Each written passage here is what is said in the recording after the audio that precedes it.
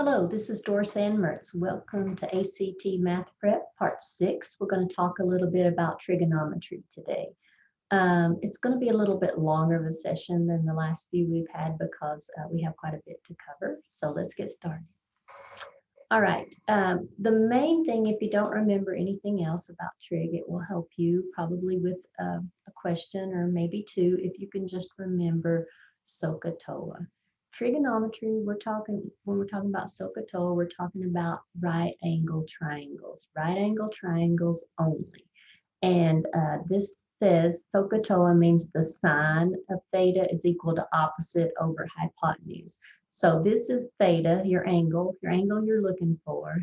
The sine of that angle is equal to the opposite side over the hypotenuse. Similarly, the cosine is equal to the adjacent over hypotenuse. That's where the c comes from. So c, and then the tangent of theta is equal to the opposite over adjacent. So that's O over A. So that's the TOA. So SOHCAHTOA, if you can just remember that, then you can get some easy questions right that just ask you about the sine or cosine or tangent of an angle. The reciprocals of those are, the reciprocal of sine is the cosecant. So cosecant would be hypotenuse over opposite. The secant would be hypotenuse over adjacent, and the cotangent would be adjacent over opposite. So these are just the reciprocals of the sine, cosine, and tangent.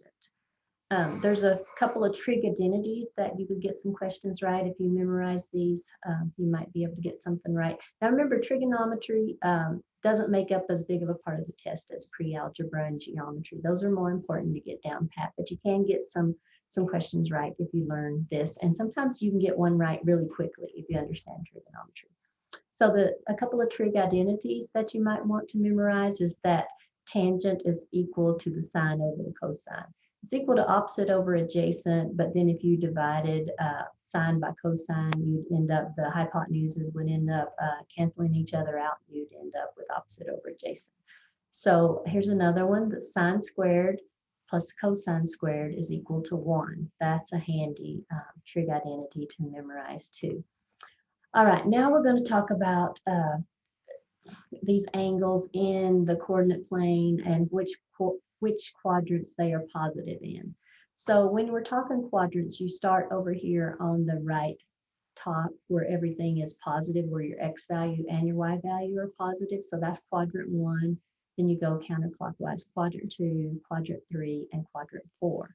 And a handy way to memorize which ones are positive in which quadrant is this little mnemonic. All students take calculus.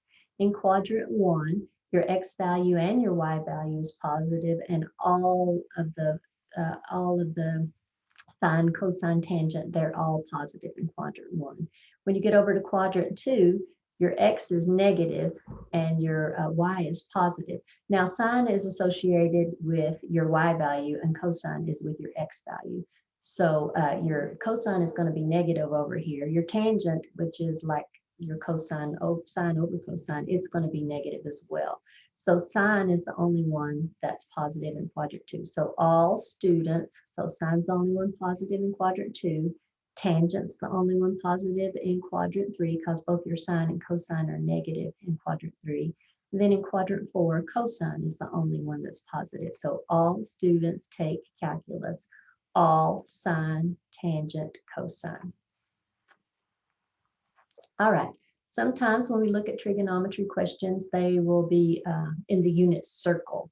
So this is the unit circle. It has a radius of 1, and this can be 0. This is 360. This is 2 pi radians. So you got to kind of remember this, that 180 degrees is equal to pi radians. Sometimes you'll be asked to convert from radians into degrees or from degrees into radians. So use this as your conversion factor and get the answer. 180 degrees over pi radians is your conversion factor. Okay, so up here we have 90 degrees, and that's pi over 2 radians. Over here we have 180 degrees and pi radians. Down here is 270 degrees and 3 pi over 2 radians. So this is the unit circle. Now, sometimes you'll also have questions where it'll have functions of sine, these wave functions of sine and cosine. So this function here is y equals sine of x, and this one is y equals cosine of x. You can see that they're both like a wave, but the difference is that sine of x starts at 0 and cosine of x hits the y-axis at 1. So that's how you would know if it was sine or cosine. So this is y equals sine of x, y equals cosine of x. And the period on this is 2. So the period is when it starts to make the same motion again. So at 2 pi, that's when you have, when it starts all over again. So the period of both y equals cosine x and y equals sine of x is 2 pi. Now the amplitude of those, y equals sine of x and y equals cosine of x, is 1. It goes up to 1 and then it comes back down and goes down to -1. So the amplitude is how far it goes from the center. Okay. Now, if you start putting numbers in there, instead of just leaving it y equals sine of x, if you put a number in front of the sine of x and said y equals 2 sine of x, that changes the amplitude. And that would change the amplitude to 2. It would make it rise vertically. It would make it taller. So if you put the 2, on the other hand, if you put the 2 in front of the x, that shrinks the period. So it would change the period from 2 pi. If you had sine 2x, it would change the period from 2 pi to just pi. So a 2 in front of the sine would double the amplitude, whereas a 2 in front between the sine and the x would half the period. We're going to talk about that a little more so in a bit. So it does the same thing with the cosine function. Let's look at this again. So if you put a number in front of the sine, it's going to change the amplitude. It's going to make it stretch it, okay? A number that's above 1 is going to stretch it out, but if it's below 1, it's going to shrink it. Whereas here, any number that's above 1 is going to shrink the period. It's going to make the period shorter because what you're really doing is dividing 2 pi by what that number is. Now, if you had a number that's between 0 and 1, it would stretch the period. So if you had a 2 here, it's going to shrink the period from 2 pi to pi. Whereas if you had a 1/2 here, it's going to stretch the period from 2 pi to 4 pi. This number here, this one's a little hard for everyone to memorize because it doesn't make a lot of sense. But if you have a number within the parentheses added to this x, it's going to shift it to the left. A positive number will shift it horizontally to the left. Now, a negative number would shift it to the right. And that goes against our way of thinking. But you just got to remember that when it's in here, it does the opposite of what you're expecting. Now, on the other hand, when it's out here, the number's out here, not added within the parentheses, that's a vertical shift. It shifts your function up if it's positive, and it shifts it down if it's negative. All right, this is the tangent function, y equals tangent of x. And you can see that it starts all over again. So you have one starting here at pi over 2. There's an asymptote, a very vertical asymptote. And you have it starting again, that was at negative pi over 2, and again at pi over 2. The period of a tangent function is pi, not 2 pi, like it is for sine and cosine. Let's talk about within that unit circle, when you are looking at reference angles and trying to figure out what their sine and cosine are, then let's look at how you would figure that. So if you had to figure out the sine of a 30-degree angle in the unit circle here, it's the same. If you remember back when we did our 30, 60, 90 triangle, so we would know that the smallest angle is this one, the 30-degree angle, and across from it would be x. Across from our 90-degree angle, we would have a 2x, and adjacent here, we would have the x times the square root of 3. So since sine is opposite over hypotenuse, you would put the x over the 2x and you would end up with 1/2. That would be the sine of 30 degrees, would be 1/2. Now the sine of 45 degrees, remember our 45-degree angles, we had an x, and the hypotenuse was x times the square root of 2. So since the sine of 40 degrees would be x over, would be x over x times the square root of 2, you can't leave a square root in your denominator, so you'd have to multiply by square root of 2 over square root of 2 to get that out of there, and you'd end up with square root of 2 over 2. And then the sine of a 60-degree angle, you would look at your opposite over your hypotenuse, and that would give you the square root of 3 over 2. So you can kind of remember it like 1, 2, 3, even though this 1 out here is not under a square root sign. A square root of 1 is the same thing as 1. So I just remember it as sine goes 1, 2, 3 as you go 30, 45, 60. The cosine is just the opposite of the sine, and it goes square root of 3 over 2, square root of 2 over 2, and then 1/2. So they go just the opposite. So the sine of a 30-degree angle would be 1/2. The cosine of a 30-degree angle would be the square root of 3 over 2. So remember that sine is always associated with your y value because it's the opposite, and cosine is your adjacent value, and that's your x value, okay? All right, let's do a few problems.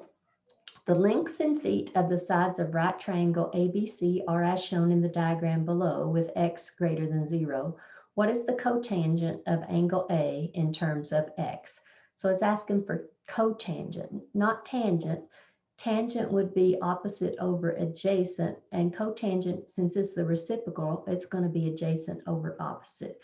So if you looked at your adjacent angle here, square root of 4 minus x squared, the square root of this whole value, 4 minus x squared, over your opposite angle of x, that's going to be your answer. So your answer is E. So if you, this looks complicated, but if you remember your sine, cosine, tangent, and their reciprocals, you can answer this one very quickly, much more quickly than it takes to explain it. So cotangent is the reciprocal of the tangent.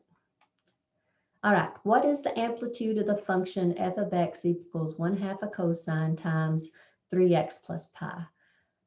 So this is another one that it looks complicated because, you know, you're dealing with trig, but you could answer it very quickly in just 15 seconds or less. You would have this answered because you remember the amplitude is out here in front of the cosine. So the amplitude is going to be 1/2. Okay. Now, this is a little more of a complicated question. It's going to take you a little more time than those other trig questions, but here we go. If sine of theta equals -3/5 and theta is between pi and 3 pi over 2, then what's the tangent of theta? So to do this one, I have to draw a picture, and I know that that the angle is going to be in the third quadrant because it said it's between pi and 3 pi over 2. And we know that the sine is -3/5, so we know that this y value is going to be 3, and we know that the hypotenuse is 5. If you remember your 3, 4, 5 triangle, you'll know that this x value is going to be 4. So it's asking for the tangent of theta. First of all, we know that tangent, according to all students take calculus, tangent is going to be positive in this quadrant. So right away, we can eliminate F, G, and H because they're all negative. So even if you get no farther and you can't figure it out, at least you've narrowed it down to 2 by remembering that tangent is positive in quadrant 3. So tangent is opposite over adjacent. So tangent would be 3 over 4, a positive 3 over 4. So your answer is J. All right, here's another one that's a little, you have to think a little bit, but it's number 58 on a test because it's considered one of the harder ones on this test, but really you can solve it without a ton of time. So let theta be the radian angle measure that satisfies sine squared of theta minus sine of theta equals -1/4 for all of theta between 0 and pi over 2. So what is the cosine of theta? So we know we're looking in that first quadrant because the angle's between 0 and pi over 2. So we know that our answer, everything's positive in that, and all of our answers are positive. So that didn't really help us eliminate anything. But I always like to look for that first to see, just eliminate the negatives or positives or whatever. So let's draw a picture. Oops, maybe not. We got to work it out. So I guess I chose to just put x in place of sign in these. And so I did x squared minus x equals negative 1/4. I brought the 1/4 over and made it a positive 1/4 and set it equal to 0. Now, when you have x squared minus x plus 1/4 equals 0, you know by doing reverse FOIL, you do put your x's down, you put your minuses down, and then you figure out what times what will equal 1/4. And if you added them together, it equal negative 1. And the answer to that would be 1/2. So we'll put 1/2 on each side there. And when you set those equal to 0, your answer is x equals 1/2. Now, if you'll remember, x stood for sine, and when your sine equals 1/2, you're dealing with a 30-degree angle. You remember this from back up here. When you're looking at a sine of a 30-degree angle, it equals 1/2. And the cosine, it's asking in that question for the cosine of that angle, and that equals the square root of 3/2. So let's look at our answer choices and see if that happens to be one. Oops.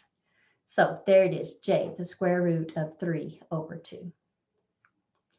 All right, one of the following graphs in the standard coordinate plane is the graph of y equals sine squared of x plus cosine squared of x over the domain negative pi 2 and pi 2. Which one? All right. So say we don't remember everything about it, we can at least look at this. We're talking about the domain of between negative pi over 2 and pi over 2.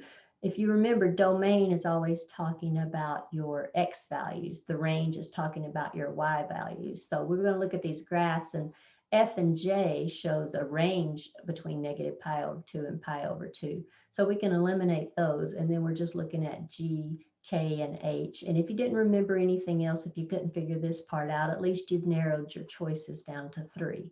But if you'll remember one of those trig identities, we talked about 2 trig identities. One is that the tangent was equal to the sine over the cosine. And the other one was that the sine square of x plus cosine square of x equals 1. So we're talking about y equal to 1 over this whole domain here. So this is the only one where y is equal to 1 over that whole domain. So the answer is H. All right. In the standard coordinate plane below, an angle is shown whose vertex is the origin. One side of this angle with measure theta passes through 4, -3, and the other side includes the positive x-axis. What is the cosine of theta? So it's wanting to know the cosine of theta. I'll tell you that the angle, you always just look at the reference angle. So you don't look at this big angle. You always just drop a line to the x-axis from whatever quadrant the line happens to be in and figure out that reference angle. So we're really looking at this angle, not that one, because they would be the same. So we're just going to figure out what the cosine of theta is. So we'll drop a little line here and figure out this reference angle. So they gave us that this point was 4, -3. So we know that it's 4 over. So we got an x of 4 and a down of -3. So this is a 4, this is a 3. We know that's a 3, 4, 5 triangle. So we know the hypotenuse is 5. And we know, first of all, we know that cosine is the only thing that's positive in this quadrant. And we look over here and we can eliminate F, G, and H right off the bat because they're negative. And then cosine, remember, COA is opposite over, not COA, C-O-H. So cosine is adjacent over, I'm sorry. Let's start that again. So cosine is CA, C-A-H. So that's adjacent over hypotenuse. I'm sorry for confusing you, but I'm not starting this video all over because that mistake. So let's just keep going. So adjacent over hypotenuse is 4 over 5. So the answer is J. Sorry about that. All right, given that sine of A equals 5/13 and that A is somewhere between 0 and 360 degrees, so it's anywhere in that unit circle, what are all the possible values of the cosine of A? So we know that sine of A equals 5/13. That's a positive number. So sine is only positive in quadrants 1 and 2. So we know we're dealing with quadrants 1 and 2. These are the only angles we have to worry about, even though it's any between 0 and 360. These are the only ones that are positive. So if you'll remember, we talked about not only the 3, 4, 5 triangle, but also a 5, 12, 13 triangle that might save you time on the ACT. So this is an example where that comes into play. So you look at your sine being 5 over 13th. You know that this leg is going to be 12 because of your 5, 12, 13 triangle.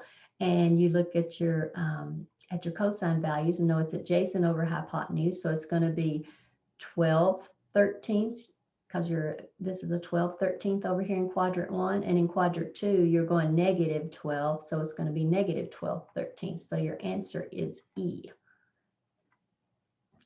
All right, that's enough of trig for now, since I'm even goofing up the simple stuff, but thank you for joining me, and we'll cover a little bit more of trig next time and talk about equations of circles, equations of ellipses, and we might even get into a little bit on logarithms. But thank you for joining me, and I'll see you next time.